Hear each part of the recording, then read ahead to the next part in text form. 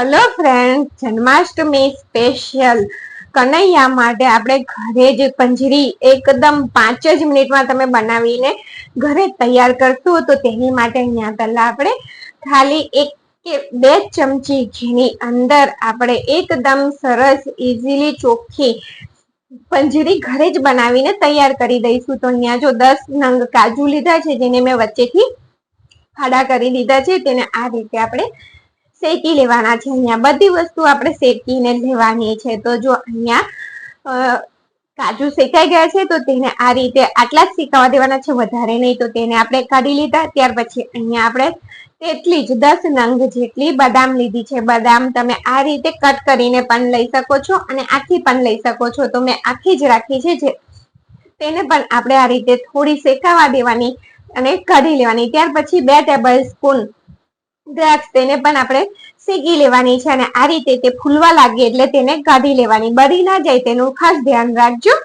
આ બધું પ્રોસેસ આપણે લો ગેસની ફ્લેમ ઉપર કરવાનો છે। અને અહીંયા 1/4 કપ જેટલા મખાના લીધા છે, તેને પણ આપણે શેકી લેવાના આ રીતે।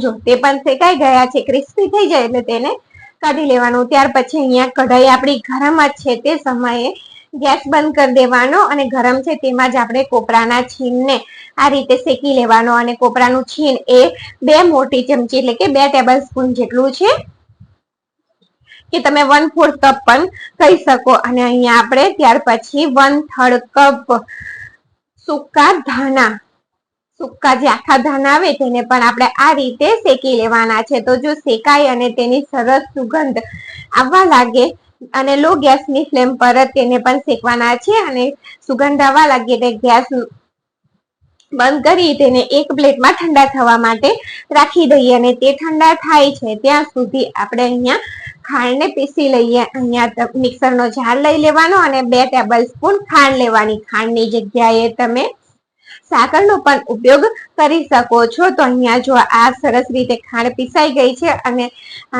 ખાંડને આપણે બધી જે વસ્તુ એક બાઉલમાં ભેગી કરી છે, કોપરું, બદામ, દ્રાક્ષ, કાજુ, મખાના, તેની જોડે ભેગું કરી દેવાનું। ત્યાર પછી મિક્સ કરી દેવાનું, એટલે કે ત્યાર પછી અહીંયા જે ધાણા હતા તે પણ ઠંડા થઈ ગયા છે, તો તેને પણ આપણે પીસી લઈએ। તો જો બિલકુલ માત્ર આ વિડીયો બનાવ્યો છે એટલે 3.5 મિનિટ થઈ છે, નહીતર તમે 2 જ મિનિટમાં બનાવી અને તૈયાર કરી શકશો પંજરી।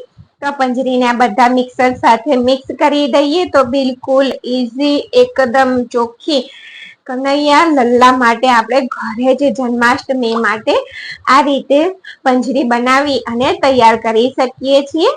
તો આ બધી વસ્તુને સારી રીતે આપણે મિક્સ કરી દેવાનું। અને અહીંયા બીજું એક અમારે રહી ગયું હતું કે થોડી 3-4 બદામ અને 3-4 કાજુ કાઢી લેવાના। ત્યાર પછી બધી વસ્તુને મિક્સ કરજો, એટલે આપણે ઉપરથી જ્યારે એને ગાર્નિશ કરીએ ને તો તેનો લુક એકદમ સરસ આવે। તો જો તમને નજીકથી પણ બતાવી રહી છું કે એકદમ સરસ અને પરફેક્ટ માપ અને પરફેક્ટ ટેસ્ટ સાથે આ પંજરી તૈયાર થઈ છે। તો તમે આ જન્માષ્ટમી જરૂરથી તેને ટ્રાય કરજો। Thank you for watching.